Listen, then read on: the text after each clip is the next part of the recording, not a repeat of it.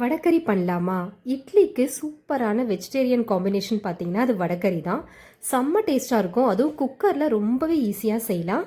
வாங்க எப்படி செய்யலான்றதை பார்க்கலாம். கடலைப்பருப்பை வந்து ஒரு 1 மணி நேரம் ஊற வச்சா போதும். அதுக்கு மேலே ஊற வைக்க வேணாம்.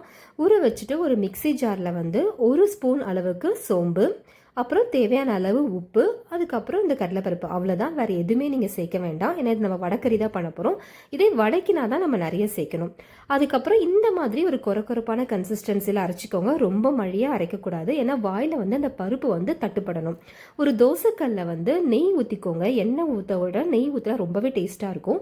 கல் சூடாகிறதுக்கு முன்னாடி இந்த மாதிரி கையால் நல்லா தட்டிட்டு 2 பக்கமும் திருப்பி போட்டு வேக வச்சுட்டு, அப்புறமா சூடாக இருக்கும்போது நீங்கள் இந்த கரண்டியால் குத்தி தூள் பண்ணிக்கலாம். அப்படி இல்லைன்னா ஆறுனதுக்கப்புறம் கையால் நல்லா வந்து பொடிஸ் பண்ணிக்கோங்க. ரொம்ப தூள் பண்ண வேண்டாம்.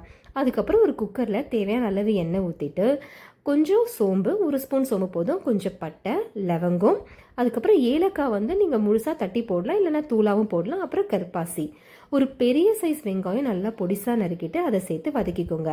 அதுக்கப்புறம் காரத்துக்கு ஏற்ற நீங்கள் வந்து பச்சை மிளகாய் போட்டுக்கலாம். அப்புறம் 2 ஸ்பூன் அளவுக்கு இஞ்சி பூண்டு பேஸ்ட் போட்டு நல்லா வதக்கிக்கோங்க. ஒரு பெரிய பழுத்த தக்காளி வந்து நறுக்கி அதையும் வந்து சேர்த்துக்கலாம். இது எல்லாத்தையும் நல்லா வதக்கிட்டு நல்லா ஒரு கை அளவுக்கு புதினா, இந்த புதினா சேர்க்கறது வடகறிக்கு வந்து செம்ம ஃப்ளேவர் தரும். இதெல்லாம் வதங்கினதுக்கப்புறம் மசாலான்னு பார்த்தீங்கன்னா கொஞ்சம் மஞ்சத்தூள், கொஞ்சம் வெறும் மிளகாத்தூள், கொஞ்சம் கரம் மசாலா, எல்லாமே ஆஃப் ஸ்பூன் சேர்த்தா போதும். அப்புறம் தேவையான அளவு உப்பு. நம்ம வந்து கடலைப்பருப்புலேயும் உப்பு போட்டிருக்கோம், அதனால ரொம்ப நிறைய சேர்க்க வேணாம். இப்போ இந்த மிக்ஸி ஜார் நம்ம அரைச்சிருக்கோம் இல்லையா, அதை வந்து வேஸ்ட் பண்ணாமல் அலசி தண்ணி ஊற்றிக்கலாம். தண்ணி வந்து கொஞ்சம் நிறைய ஊற்றுங்க. அப்போ தான் வந்து ஏன்னா கடலைப்பருப்பு வந்து நிறைய தண்ணி உரியும். கொதி வரும்போது டேஸ்ட் பார்த்துட்டு நம்ம வந்து அந்த கடலைப்பருப்பு ரெடி பண்ணி வச்சுருக்கோம்ல, அதை வந்து நல்லா கொதிக்கும் போது சேர்த்துக்கலாம். சேர்த்துட்டு உடனே குக்கரை போட்டு ஒரு 2 விசில் விட்டுருங்க. 2 விசில் விட்டதுக்கப்புறம் இறக்கி பார்த்தீங்கன்னா சூப்பரான வடகறி ரெடியாக இருக்கும். அந்த வடகறி சாப்பிடும் போது அவ்வளோ சாஃப்டாக பூ மாதிரி வெந்திருக்கும். ஏன்னா குக்கரை நீங்கள் செய்யும் போது கண்டிப்பாக உங்களுக்கு அந்த டிஃப்ரென்ஸ் வந்து தெரியும்.